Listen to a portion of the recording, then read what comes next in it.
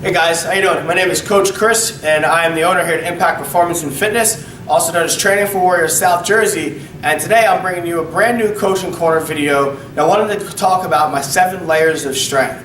See, majority of the time when we're working out and we're trying to train, we don't understand that there's all these movement patterns that people talk about, but it really comes down to 7 basic movement patterns. And today I want to focus on the hip hinge pattern.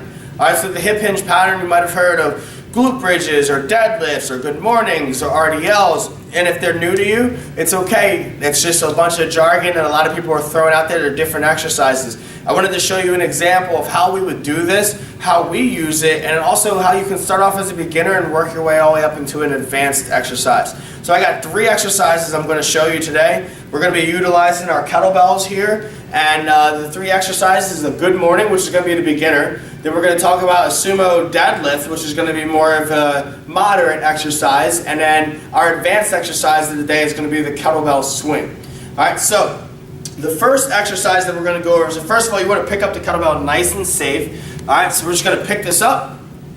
All right, and we're holding it just like this. And what you want to do is keep this away from your body, because now our core is activated. Our core is nice and activated, and then we're just going to come down here, popping through, down, popping through. If you're watching my hips, you're seeing that it's driving, my butt's driving back. I'm loading up the hamstrings right here, and as I pull through, I'm getting good glute activation. This is a very good exercise if you're just starting off with the hip hinge, because it's not going to cause any low back tightness or any weak. A lot of times people are just immobile and it's hard to get down in a position like in this next exercise. So we're going to go into our deadlift now. So the deadlift is one of our favorite exercises, mainly because it uses the entire body. Alright, so when we do this deadlift, a lot of times you might do the deadlift with a barbell, a hex bar. There's a lot of different things you can do it with. My favorite really comes down to the kettlebell. Some people might use 1 kettlebell at a time, but today for this video we're going to use 2. So the next step is I want to make sure that I got the kettlebells inside my stance. And the reason why I put it inside my stance is because I want to make sure that the handles are pretty much lined up with my shin. And now when I go down to get into position, I'm able to keep my back nice and tall, which is then going to keep my lower lumbar spine nice and safe. Alright, so as I get ready to go down, I just want to be stretching down. So the key is, here's your cue, keep your chest nice and tall, so that if you're looking in a mirror, you can actually see yourself in a mirror or what you had on your shirt.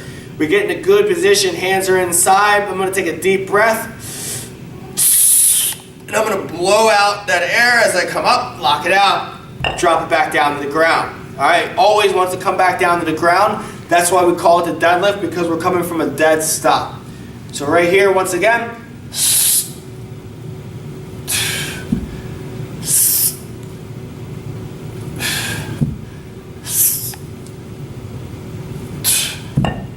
so that right there is a sumo deadlift, very good total body exercise.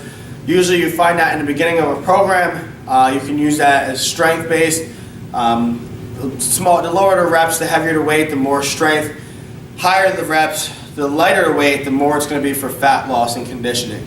But when you're thinking about conditioning, I would just rather have you think about conditioning being a kettlebell swing. See, kettlebell swing is probably one of the best exercises you'll ever do. It's going to stimulate your nervous system. It's going to get your cardio really, really high. Your heart rate's going to be raised, right? But you're also going to be able to create tremendous power through the lower portion of your body. All right, so it's another hip hinge exercise, but it's more of an explosive exercise. And the way we start it off is going to be a little bit different than what we would do for a deadlift.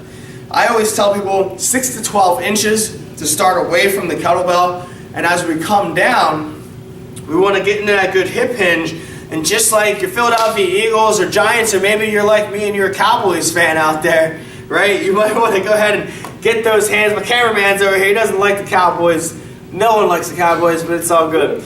So we're going to dip this kettlebell, and we got it just on a slight angle, right? Slight angle. My first movement is I'm going to hike this kettlebell back, and I'm going to pop my hips nice and high. So letting it swing through, popping the hips. And what I'm trying to do is I want a couple cues here. As I get to the top, you'll see I'm going to have the kettlebell, I want to float the kettlebell back down. I want to keep it nice and tight, right here between my groin area, and I want to make sure that my hip is on a hinge, and I'm just popping back up. Alright, so this is a Russian kettlebell swing. There's a lot of different variations of the swing, but today we're doing the Russian.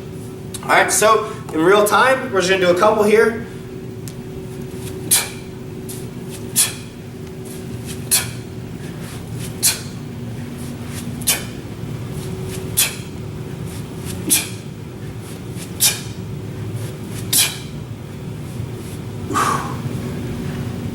Alright, just like that, cardio is already going up there, and this is what we talk about.